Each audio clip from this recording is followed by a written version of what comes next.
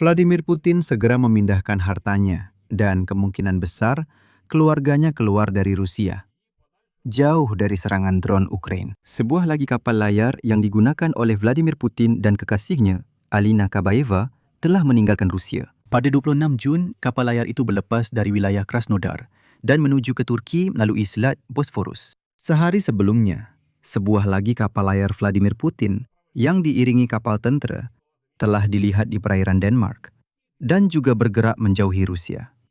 Pada masa yang sama, Vladimir Putin telah menghantar Lukashenko ke Beijing untuk berunding mengenai sokongan kerana keadaan bahan api di Rusia semakin teruk. Di Crimea yang telah dianeksasi, pihak berkuasa di sana menyatakan bahawa penduduk perlu menyesuaikan diri untuk hidup tanpa petrol. Kerana menurut penilaian rasmi pihak berkuasa pendudukan, petrol untuk rakyat biasa Crimea tidak akan tersedia, sekurang-kurangnya selama sebulan. Dan keadaan jelas sekali tidak akan bertambah baik. Dalam keadaan ini, penganalisis dari The Independent menyorot bahawa diktator Rusia sebelum ini secara tidak langsung mengakui bahawa segala-galanya tidak berjalan mengikut rancangan dan menyeru untuk kembali ke meja rundingan damai, iaitu pada masa apabila peluru berpandu Ukraine menyerang kilang penapisan minyak Rusia dan jambatan-jambatan yang menghubungkan Rusia berada di bawah tembakan, kecuali yang menghubungkan Rusia dengan wilayah Ukraine yang diduduki. Secara rasmi, harga seliter petrol di Rusia buat pertama kalinya dalam sejarah melebihi 100 rubel. Sementara itu, Ukraine telah memperkenalkan drone pemintas baharu yang mampu mengubah peraturan permainan secara drastik kerana pada masa yang sama, ia boleh memintas drone Rusia sebagai pertahanan udara, tetapi juga boleh menyerang sebagai amunisi berkeliaran. Sementara itu, dalam satu lagi peperangan di Timur Tengah, berlaku satu lagi kebuntuan dan saya boleh katakan malah satu penghinaan. Sehari sebelumnya, Donald Trump telah mengumumkan rundingan segera dengan Iran di Doha. Hari ini, utusan beliau, Stephen Witkoff dan Jared Kushner telah tiba di Qatar. Tetapi rundingan itu dibatalkan, walaupun kini pihak Iran mendakwa bahawa mereka sebenarnya tidak pun dimaklumkan bahawa pihak Amerika ingin bertemu dengan mereka. Sementara itu, di Kiev, seorang kolaborator yang terlalu yakin diri yang telah bekerja untuk pihak Rusia di Crimea yang diduduki sejak tahun 2014 telah ditangkap setelah dia datang ke Kiev untuk menyelesaikan urusan pribadinya. Dan begitulah pegawai SBU menahannya dan membawanya pergi. Nama saya Alexei Peci. Hari ini, 30 Jun. Mari kita buat rumusan bersama-sama. Kita akan kupas semua topik ini dalam episod ini dan susun semuanya dengan teratur. Sebelum kita mula, saya minta anda untuk melanggan saluran ini, tekan butang suka pada episod ini dan tinggalkan sebarang komen anda di bawah video ini. Mungkin bukan sekarang, tapi di tengah-tengah atau selepas anda habis menonton episod ini. Saya ingin ingatkan, komen anda sangat membantu dalam memajukan episod seperti ini di YouTube. Jadi, semakin banyak tanda-tanda yang menunjukkan bahawa perang Vladimir Putin jelas tidak berjalan seperti yang dirancang. Dan berbeza dengan rakyat Rusia biasa yang tidak berminat dengan politik, Vladimir Putin telah memutuskan untuk melindungi keluarganya daripada serangan drone Ukraine. Hari ini, sebuah lagi kapal layar yang digunakan oleh Presiden Rusia Vladimir Putin dan kekasihnya Alina Kabaeva telah meninggalkan Rusia secara misteri. Kapal yang dimaksudkan ialah kapal sepanjang 70 meter bernama Victoria. Dan kini, Perkhidmatan Marine Traffic telah merekodkan bahawa pada 26 Jun, kapal layar milik Putin telah berlepas dari wilayah Krasnodar dan menuju ke Turki melalui Bosphorus. Pada 28 dan 29 Jun, kapal tersebut berlabuh di Istanbul, di daerah Pendik, dan kemudian meneruskan perjalanan ke bandar peranginan Bodrum.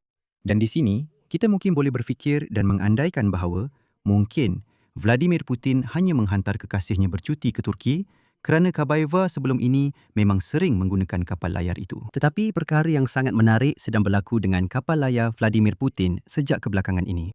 Kerana selain kapal layar ini, baru-baru ini diketahui bahawa satu lagi kapal layar sepanjang 82 meter, iaitu Graceful, juga berkaitan dengan Vladimir Putin, telah menuju ke Turki. Ia diiringi oleh kapal pemusnah Rusia dan kapal penyelamat kecemasan Voyevoda. Kapal layar itu menghidupkan transponder buat kali pertama sejak tahun 2022 ketika berada di Laut Baltik antara pantai Jerman dan Denmark. Namun, ia berhenti menghantar data lokasi sebaik sahaja maklumat mengenai pergerakannya muncul di media. Menurut Perkhidmatan Marine Traffic, Graceful sedang menuju ke Istanbul dan untuk sampai ke Turki, ia perlu mengelilingi seluruh Eropah. Jadi, sebaik sahaja media melihat pergerakan kapal layar Vladimir Putin, pihak Rusia sekali lagi mematikan transponder dalam usaha untuk menyembunyikan lokasinya. Selain itu, saya ingin mengingatkan bahawa pada bulan ini, imej satelit telah merakam pembongkaran sepenuhnya sebuah rumah rehat besar di kawasan kediaman Vladimir Putin di Valdai. Dalam rakaman itu, dapat dilihat bahawa daripada bangunan besar tersebut tidak tinggal walaupun asasnya. Pada masa yang sama, pada bulan Jun, sekatan besar-besaran telah dikesan di kawasan kediaman Vladimir Putin, khususnya di wilayah Tver dan Novgorod. Kawasan besar lebuh raya bertol M11 sepanjang kira-kira 90 km telah ditutup. Maksudnya, dalam radius beberapa kilometer dari kediaman Putin, pergerakan telah disekat dan tiada satu pun kenderaan dibenarkan masuk ke kawasan itu. Apa yang berlaku di sana pada waktu itu tidak diketahui. Namun, menurut pakar dan penganalisis ketenteraan, pemusnahan salah satu rumah di kediaman Vladimir Putin di Valdai berkaitan dengan pelbagai sebab keselamatan. Pertama sekali, ia adalah untuk mencegah kerugian reputasi kerana serangan drone Ukraine ke atas objek yang begitu penting dan dikawal rapi akan memberikan tamparan media yang hebat kepada Kremlin. Perobohan bangunan besar menghilangkan sasaran visual dan haba yang ketara untuk drone. Dan yang kedua ialah penstrukturan semula kediaman ini menjadi kawasan kubu tertutup yang benar-benar diperkukuh. Daripada sumber terbuka, diketahui bahawa Vladimir Putin telah memindahkan sebahagian keluarganya ke Valdai dan menggunakan bunker rahsia tempatan sebagai tempat pelindungan strategik utamanya. Rumah agam mewah itu kini sedang diubah secara berperingkat menjadi sebuah objek ketenteraan. Namun, berdasarkan pengeluaran kapal layar dari Rusia, boleh diandaikan bahawa semua tindakan di Valdai ini hanyalah untuk mengaburi mata orang ramai. Kerana, sekali lagi, saya ingin tekankan, mereka perasan pengeluaran 2 kapal layar. Tetapi apa yang tidak mereka perasan masih menjadi misteri buat masa ini. Mungkin, Putin sedang mengeluarkan keluarganya dan hartanya dari Rusia dengan skala yang jauh lebih besar. Nampaknya Vladimir Putin telah sedar bahawa tiada apapun yang boleh melindungi dia dan keluarganya daripada serangan Ukraine. Kerana pemusnahan rumah rehat di kediaman di Valdai itu tidak berlaku tanpa sebab. Ia didahului dengan persiapan besar-besaran pertahanan udara dan infrastruktur pertahanan di sekitar kediaman tersebut. Di sekeliling kediaman Putin, 7 menara baharu telah dibina di perimeter di mana sistem pansir S1 berkawal. Dan di lebuh raya M10 dan M11 di daerah Valdai, Perkhidmatan Jalan Raya mula memasang jaring khas secara besar-besaran untuk pelindungan daripada drone.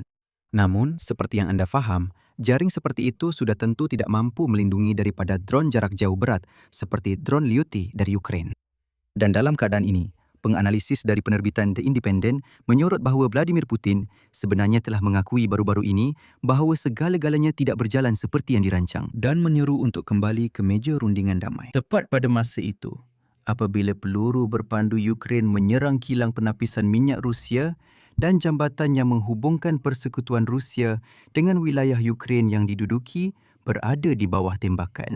Dan menurut penerbitan itu, diktator Kremlin kelihatan jelas bimbang kerana lapangan terbang di Rusia ditutup. Malah kini secara berterusan, logistik ketenteraan mengalami gangguan serius. Dan sokongan terhadap perang dalam kalangan penduduk semakin berkurangan. Dan hari ini, di Yandex dan Google, terdapat lonjakan carian oleh rakyat Rusia dengan soalan, bila perang akan berakhir? Jadi, rakyat Rusia mula sedar bahawa perang itu sebenarnya telah sampai ke rumah mereka. Pada masa yang sama, media kerajaan Rusia sudah tidak mampu lagi untuk mengekalkan tahap wawancara seperti dahulu secara buatan. Di sekeliling apa yang dipanggil sebagai operasi ketenteraan khas itu. Saya ingin mengingatkan, bahkan Solovyov ketika Moskow dibom pada pertengahan Jun, dia duduk di studio dalam keadaan sangat bingung dan langsung tidak tahu apa yang hendak dikatakan. Sebab, bolehlah bercerita bahawa semuanya berjalan mengikut rancangan apabila drone dan peluru berpandu menyerang wilayah Ukraine. Tetapi apabila drone dan peluru berpandu itu terbang ke Moskow dan penduduk Moskow sendiri melihat kilatan dan letupan-letupan itu, serta bagaimana penutup tangki minyak yang besar itu terbang ke udara. Jadi memang sukar untuk duduk dan bercerita bahawa semuanya berjalan mengikut rancangan. Dan Solovyov memang kelihatan hilang arah ketika itu. Dia tidak tahu apa yang hendak dikatakan kepada rakyat Rusia untuk menenangkan mereka. Kononnya semuanya berjalan mengikut rancangan. Vladimir Vladimirovich Putin memang hebat. Dia melakukan semuanya dengan betul dan sebagainya. Tapi ia tidak menjadi. Dan dalam temu bual yang diberikan oleh Vladimir Putin selepas skandal itu, dia secara terus terang mengakui bahawa Rusia sedang menghadapi kekurangan bahan api akibat serangan drone Ukraine. Orang sekelilingnya juga semakin kerap mengeluh bahawa perjanjian yang menurut mereka telah dicapai antara Presiden ASIS Donald Trump dan si kerdil botak Vladimir Putin semasa sidang kemuncak di Anchorage tahun lalu, kini tidak lagi disokong oleh Presiden Amerika. Jadi, menurut rakyat Rusia, ketika itu perbincangan adalah mengenai penyerahan kawalan kolonial kepada Moskow ke atas 20% wilayah Ukraine. Walaupun kemudian pada hari yang sama, Vladimir Putin sendiri mengakui bahawa tiada sebarang perjanjian dicapai di Anchorage. Melancarkan pencerobohan berskala besar ke atas sebuah negara Eropah yang demokratik.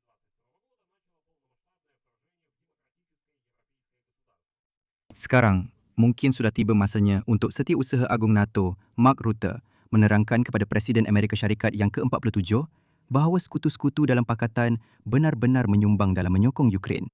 Walaupun tanpa bantuan ketenteraan langsung dari Amerika Syarikat, kecuali maklumat risikan. Maksudnya, sampaikan bahawa, lihat, awak fikir Ukraine akan runtuh tanpa bantuan awak, tapi awak sudah tidak membantu selama 1,5 tahun. Saya tekankan, Amerika Syarikat sudah 1,5 tahun tidak memberikan walau 1 sen pun. Untuk bantuan ketenteraan kepada Ukraine, dan Ukraine tidak runtuh, sebaliknya mula berperang dengan lebih berjaya menentang rakyat Rusia yang liar dan kotor. Saya akan teruskan dengan petikan itu. Vladimir Putin sendiri nampaknya berpendapat bahawa serangan ke atas kilang penapisan minyak masih mencapai matlamatnya. Rusia seperti yang telah berulang kali dinyatakan bersedia untuk rundingan damai dengan Ukraine, kata Vladimir Putin minggu lalu. Sebenarnya, ini kedengaran seperti permintaan untuk kembali ke zaman ketika pihak barat. Sekutu-sekutu Ukraine yakin dengan kelemahan Kiev. Kononnya, Moskow bersedia bertindak berdasarkan persetujuan yang telah dicapai sebelum ini di Istanbul. Tetapi Vladimir Putin lupa bahawa zaman itu sudah lama berlalu.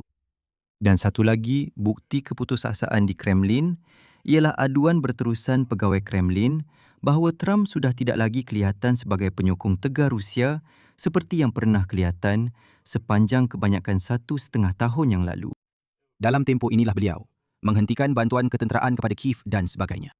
Dan jika kita melihat secara rasional terhadap situasi ini, dalam beberapa minggu kebelakangan ini, kita dapat melihat bagaimana Rusia menggunakan sejenis revisionisme Soviet yang tersendiri. Menilai semula hasil sidang kemuncak di Anchorage yang sebelum ini dianggap oleh Sekutu Amerika Syarikat sebagai satu bentuk konsesi sebenar kepada Moskow. Namun kini, apabila Ukraine, dan ini harus diakui, telah mengambil alih inisiatif dalam peperangan. Secara hakikatnya, Ukraine kini menguasai Laut Hitam dan telah memaksa Kremlin untuk mempertimbangkan larangan ekspor malah bahan api diesel. Retorik wakil-wakil Kremlin telah berubah. Dalam kenyataan mereka, semakin kerap kedengaran rasa kecewa dan kemarahan. Mereka tidak faham bagaimana boleh terjadi bahawa Rusia mula kalah dalam perang ini. Ngomong-ngomong tentang inisiatif, saya akan jelaskan sedikit kemudian. Kerana saya pasti pada ketika ini, rakyat Rusia yang masih menonton siaran saya akan berkata, tapi di barisan hadapan kan, ada juga beberapa kemajuan oleh Angkatan Tentera Persekutuan Rusia. Kau sebenarnya cakap pasal apa? Jadi di sini kita perlu berfikir sedikit lebih rumit. Jangan terlalu mudah sangat. Dan nanti saya akan jelaskan apa yang saya maksudkan. Jadi sekarang perhatian Donald Trump tertumpu kepada perang dengan Iran dan perjanjian yang gagal yang mereka cuba capai. Pada masa yang sama, konflik ini hanya mengukuhkan reputasi Ukraine selepas Kiev menawarkan kepada Sekutu Amerika di negara-negara Teluk Parsi sistem perlindungan daripada drone Iran. Dan seperti yang ditulis oleh Independent, setakat ini Trump masih belum berjaya dalam kempen Timur Tengahnya. Oleh itu, memandangkan pilihan raya Kongres semakin hampir, kini Trump sedang mencari kemenangan politik yang lebih mudah. Dan di Kremlin, mereka faham dengan jelas bahawa ini membuka peluang baru untuk Zelensky. Kini, Menteri Luar Negeri Persekutuan Rusia yang tersinggung, Sergei Lavrov, mencadangkan bahawa sidang kemuncak itu sendiri, sidang kemuncak di Anchorage, mungkin merupakan hela Amerika untuk membeli masa bagi mempersenjatai semula rejim Kiev. Timbalannya, Sergei Ryabkov juga dengan nada tersinggung menuduh Amerika Syarikat telah menyimpang daripada petikannya persetujuan asas yang telah dicapai semasa pertemuan di Alaska. Baiklah, seterusnya saya akan bacakan sepenuhnya petikan Ryabkov. Kami juga melihat bahawa hala tuju Washington semakin menghampiri dasar anti-Rusia yang paling agresif, iaitu dasar anti-Rusia yang dijalankan oleh sekutu Eropah terdekat, Amerika Syarikat, United Kingdom dan Perancis.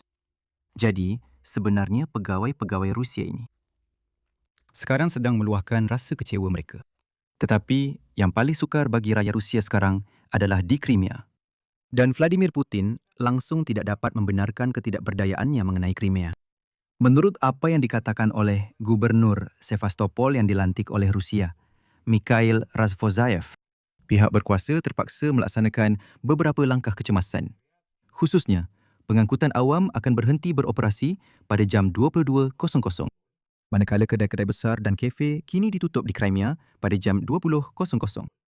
Kekurangan bahan api semakin memberi kesan kepada trofi terbesar Rusia di Ukraine, sehingga Vladimir Putin sendiri terpaksa mengakuinya. Akhirnya hari ini, apa yang dipanggil sebagai Ketua Crimea, Sergei Aksenov, mengaku secara terbuka bahawa pihak berkuasa Crimea yang kononnya tidak dapat menyelesaikan masalah kekurangan petrol. Walaupun telah mengisytiharkan keadaan kecemasan melalui langkah itu, sebenarnya mereka merancang untuk menstabilkan keadaan dengan segera. Mereka mengisytiharkan keadaan kecemasan supaya dapat menyelesaikan masalah dan segera mengembalikan petrol ke stesen minyak. Aksenov menyatakan bahawa pihak berkuasa sedang mengambil langkah untuk mengatasi kekurangan tersebut. Namun, tiada petanda bahawa bekalan bahan api akan pulih sepenuhnya. Dan seterusnya. Petikan daripada Aksenov.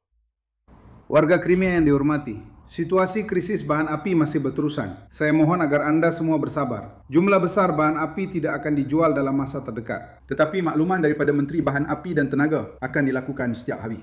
Dan akhirnya, Ketua Penjajah Sevastopol, Mikhail Razvozaev, secara terus terang menyatakan, saya petik, Sekatan ke atas bahan api masih kekal buat masa ini dan dijangka akan berlanjutan selama kira-kira sebulan lagi.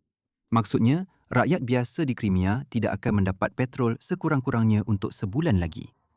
Dan perkara ini sudah pun disahkan oleh pihak berkuasa rasmi Crimea, yang kononnya, saya ingin mengingatkan bahawa penjualan bahan api secara bebas di Crimea, termasuk melalui kupon, kod QR dan orang dalam, telah dihentikan. Ia telah dihentikan sepenuhnya sejak 21 Jun selepas serangan terbaru oleh Angkatan Tentera Ukraine ke atas kemudahan minyak dan logistik di semenanjung itu. Sejak itu, bahan api hanya dibekalkan kepada struktur kerajaan dan pihak penjajah sahaja. Maksudnya ialah kepada tentera. Selain kekurangan petrol di Crimea akibat serangan Angkatan Tentera Ukraine ke atas pencawang, bekalan elektrik juga sering terputus. Dan itulah Aksenov yang sama dalam ucapannya pada 30 Jun, berjanji akan mencari penyelesaian teknikal dalam beberapa hari untuk memulihkan pengagihan elektrik yang adil di semua kawasan semenanjung. Mengenai jumlah permintaan utama yang diterima daripada penduduk Crimea setakat ini, ia adalah penagihan elektrik yang tidak adil. Hari ini telah diadakan mesyuarat kerja yang melibatkan semua ahli parlimen, penyedia utiliti dan semua ketua pentakdiran bagi semua kawasan perbandaran tanpa pengecualian. Tugas utama hari ini sehingga akhir hari adalah berusaha dengan mengambil kira kemampuan teknikal setakat ini tanpa sebarang pengecualian untuk memastikan pengagihan elektrik yang adil. Tetapi seperti yang kita lihat dengan petrol, pihak penjajah kononnya sudah menyelesaikannya, sehingga petrol itu masih tidak akan ada sekurang-kurangnya selama sebulan lagi.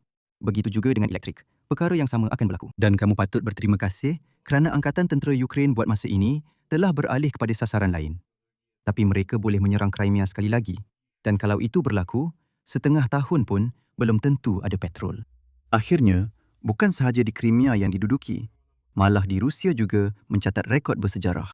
Buat pertama kali dalam sejarah, harga bahan api melebihi 100 rubel seliter. Menariknya, stesen minyak tidak melepasi had harga ini kerana perisian mereka sebenarnya tidak membenarkan tanda harga 3 digit. Sebelum ini, bahan api di Persekutuan Rusia tidak pernah dijual pada harga sebegini. Pada masa ini, jurucakap Kremlin Dmitry Peskov menyatakan bahawa Rusia sedang berhubung dengan negara-negara lain membincangkan kemungkinan mengimport bahan api pada harga yang berpatutan. Menariknya walaupun kononnya rakan kongsi Rusia itu berkata, dengar sini, itu masalah kamu. Bagi kami permintaan ada dari pihak kamu, jadi kami akan naikkan sedikit harga bahan api. Kami sedia menjualnya kepada kamu tetapi bukan pada harga pasaran, malah sedikit lebih tinggi daripada harga pasaran. Inilah, di sini karma seolah-olah kembali. Rakyat Rusia sudah biasa memanipulasi harga gas dan minyak, dan sekarang perkara itu kembali kepada mereka. Dan yang lucunya, Peskov enggan memberitahu dengan negara mana sebenarnya Kremlin sedang berunding mengenai bekalan bahan api atas alasan keselamatan. Dan kini, dari Ukraine sudah memberi isyarat dan membayangkan bahawa mana-mana kapal tangki dengan produk petroleum dari negara Asia yang akan singgah di pelabuhan Rusia dan pelabuhan di wilayah Ukraine yang diduduki, termasuk Crimea. Angkatan Tentera Ukraine akan menganggapnya sebagai sasaran ketenteraan yang sah, kerana ini adalah bantuan ketenteraan langsung kepada penjajah dan penceroboh. Sebenarnya, ini adalah amaran terus kepada semua supaya tidak cuba menyelamatkan Vladimir Putin. Jika tidak, kapal tangki anda juga akan dimusnahkan. Sama seperti kilang penapisan minyak Rusia. Dan yang sangat penting, Ini selaras dengan artikel 51 Piagam PBB mengenai hak mempertahankan diri. Sementara itu, United Kingdom dan sekutu-sekutu Eropahnya sedang mencari cara untuk meningkatkan keupayaan pertahanan mereka dengan cepat. Maksudnya, Eropah sedang menyesuaikan bajet ketenteraan mereka dengan cepat. Dan hari ini, sebelum meletakkan jawatan, Perdana Menteri United Kingdom, Keir Starmer, mengumumkan bahawa beliau akan meningkatkan perbelanjaan ketenteraan hampir $20 bilion. Walaupun sebelum ini, Britain bertindak boleh dikatakan sangat konservatif dalam hal ini dan jauh ketinggalan berbanding negara lain dari segi peratusan KDNK kepada pertahanan. Dan di sini, para pakar menegaskan bahawa Rusia sudah berjaya. Berjaya membuat Barat menjadi gelisah. Jadi, kononnya inilah sebabnya negara-negara Eropah terpaksa memperuntukkan lebih banyak dana untuk pertahanan, walaupun bajet mereka sudah pun berada di bawah tekanan yang besar. Dan semua ini dilakukan untuk mengekang ancaman dari sebuah negara yang ekonominya sebenarnya agak kecil dan semakin lemah akibat perang serta sekatan yang menjejaskan sektor minyaknya. Negara yang dimaksudkan ialah Rusia. Namun, ada juga jalan lain yang boleh diambil oleh Eropah dan juga Amerika Syarikat. И даже Соединенные Штаты Америки. Ia adalah untuk memperkukuhkan kejayaan Ukraine di medan perang. Membantu Kiev bukan sekadar menstabilkan garisan hadapan, tetapi juga mematahkan logistik ketenteraan Rusia sepenuhnya yang boleh menyebabkan kejatuhan total barisan hadapan tentera Rusia. Tidak mustahil Ukraine mampu mencapai perkara ini sendiri dengan meneruskan kempen serangan jarak sederhana berskala besar ke atas sasaran di wilayah yang diduduki Rusia sekarang. Kekalahan tentera Rusia merupakan ancaman serius kepada penguasa Kremlin yang sedia ada. Vladimir Putin faham perkara ini dengan jelas. Sebagai seseorang yang sangat mengenali sejarah negaranya, Vladimir Putin pasti tidak lupa bahawa kepulangan tentera Rusia yang memalukan selepas Perang Dunia Pertama menjadi salah satu faktor kejatuhan rejim Tsar. Dan kini, Vladimir Putin sedang berusaha sedaya upaya untuk meyakinkan rakyat Rusia bahawa kononnya mereka sedang menang. Kenapa? Kerana tentera persekutuan Rusia sedang mara di barisan hadapan. jika anda perhatikan, dalam 2 minggu terakhir ini, dia sentiasa berkata, lihatlah, kita sedang mara. Kita sedang bergerak ke hadapan. Tentera kita, seperti yang dia katakan, menyerang setiap hari dan menembusi garisan hadapan, mara ke hadapan dan sebagainya. Tetapi, Vladimir Putin tidak memberitahu rakyat Rusia yang sama bahawa Ukraine hanya memilih strategi yang berbeza. Bukan bertempur secara langsung di garisan hadapan, malangnya kehilangan askar. Tidak. Tetapi membawa keadaan tentera Rusia ke tahap di mana mereka sendiri terpaksa melarikan diri dari garisan hadapan kerana logistik dan bekalan akan dimusnahkan. Orang Rusia boleh mara ke hadapan di garisan hadapan sebanyak mana pun. Tetapi pada satu ketika, akan tiba situasi di mana bahagian belakang mereka akan dimusnahkan sepenuhnya. Talian bekalan akan diputuskan sepenuhnya. Dan dari situ, tiada lagi bantuan yang akan datang. Itulah sebabnya, sekarang Angkatan Bersenjata Ukraine, contohnya, pada masa ini sedang memusnahkan jambatan-jambatan di Donbas, di wilayah Donetsk. Mereka telah mengasingkan Crimea, menyerang jambatan di sana, menyerang bekalan, menyerang logistik, sehingga keadaan menjadi begitu teruk sehingga tiada petrol di Crimea. Sekarang, jambatan-jambatan di Donbas pula diserang. Dan apa yang musnah? Logistik. Tetapi untuk memahami semua hubungan sebab dan akibat ini, seseorang perlu ada sedikit akal yang tidak dimiliki oleh rakyat Rusia. Ngomong-ngomong, hari ini Kementerian Pertahanan Ukraine telah mengkodifikasikan dan membenarkan penggunaan dalam unit-unit pasukan pertahanan kompleks penerbangan tanpa pemandu Toleon buatan tempatan yang boleh berfungsi sebagai pemintas maupun sebagai drone serangan. Pada masa yang sama, pengendalian drone boleh dilakukan oleh operator sama ada dalam mod manual atau separa automatik. Kementerian Pertahanan Ukraine memaklumkan bahawa selain melaksanakan tugas pertahanan udara iaitu pertahanan udara jarak dekat, Toleon juga boleh digunakan dengan berkesan untuk memusnahkan sasaran di darat dan menyelesaikan tugas taktikal lain sebagai drone serangan. Ini adalah petunjuk kepada pemusnahan logistik. Baiklah, mari kita beralih ke topik lain. Ini adalah rundingan antara Amerika Syarikat dan Iran yang sepatutnya berlangsung hari ini tetapi tidak berlaku hari ini di Qatar. Sehari sebelumnya, Donald Trump telah mengumumkan, seperti yang beliau katakan, rundingan langsung segera dengan Iran di ibu negara Qatar, Doha. Dan hari ini, menantu kepada Presiden Amerika Syarikat, Donald Trump, Jared Kushner dan utusan khas Stephen Witkoff telah tiba di Doha untuk rundingan segera dengan pihak Iran. Namun, para perantara Qatar memaklumkan bahawa tiada pertemuan peringkat tinggi untuk mereka dengan delegasi Iran. Jadi, Witkoff dan Kushner hanya berdiri dalam keadaan malu dan tidak tahu apa yang perlu dilakukan. Menurut maklumat Kementerian Luar Qatar, pada minggu ini, bukan sahaja hari ini, secara keseluruhan minggu ini, sebagai ganti rundingan antara pihak-pihak, akan diadakan konsultasi teknikal termasuk mengenai keselamatan serantau. Dan wakil Teheran, Esmail Bagai, memaklumkan bahawa dialog dengan Qatar bukan dengan orang Amerika tetapi dengan Qatar mengenai pelaksanaan perjanjian sementara termasuk pembebasan aset Iran yang dibekukan kemungkinan besar akan diadakan di Doha pada hari Rabu. Seterusnya, petikan daripada Bagai. Dalam beberapa hari terdekat, tiada sebarang isu atau pertemuan dengan pihak Amerika pada mana-mana peringkat sekalipun yang telah dirancang. Dan beliau juga menambah bahawa sebenarnya orang Iran tidak merancang sebarang rundingan tergempar untuk hari ini, jadi tiada apa-apa yang boleh dibatalkan. Walaupun saya ingin mengingatkan, semalam Trump menyatakan bahawa pihak Iran yang meminta rundingan tergempar. Sebab itu, beliau menghantar utusan ke Qatar untuk rundingan tergempar tersebut, yang seperti yang anda lihat, tidak berlaku kerana pihak Iran tidak hadir. Tetapi lebih lanjut mengenai perkara ini, kita akan bincangkan semuanya dalam episod seterusnya. Di sini saya tak akan ulas panjang. Kita cuma sentuh berita ini secara ringkas sebagai penutup hari ini. Dan di akhir episod, seperti biasa, saya akan berkongsi satu berita yang saya pasti akan membuat anda tersenyum. Hari ini, Perkhidmatan Keselamatan Ukraine telah menahan bekas pengerusi jawatan kuasa Republik bagi Republik Autonomi Crimea untuk bahan api, tenaga dan dasar inovasi yang selepas penaklukan semenanjung pada tahun 2014 telah bekerjasama dengan Rusia. Dan hari ini, SBU telah menangkapnya.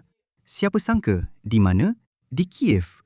Di mana dia dengan yakin datang untuk, seperti yang dia sendiri katakan, menyelesaikan urusan pribadi. Cuba fikirkan, renungkan.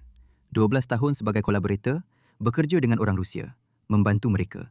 Semua orang tahu tentang dia kerana dia seorang ahli politik, dia memang terkenal. Semua orang tahu tentang dia. Dan dia datang ke Kiev untuk menyelesaikan urusan pribadi. Ini munai kolaborator. Bov Sergei.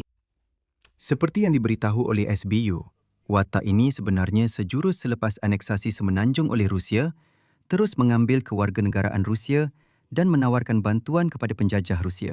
Selepas itu, Gauleiter Tempatan Aksenov melantiknya sebagai apa yang kononnya Menteri Bahan Api dan Tenaga Republik Crimea.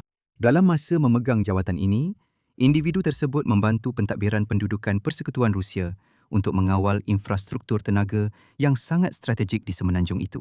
Dan yang lucunya, Menteri Bahan Api ini melarikan diri dari Crimea tepat pada masa apabila terdapat masalah besar dengan bahan api di sana.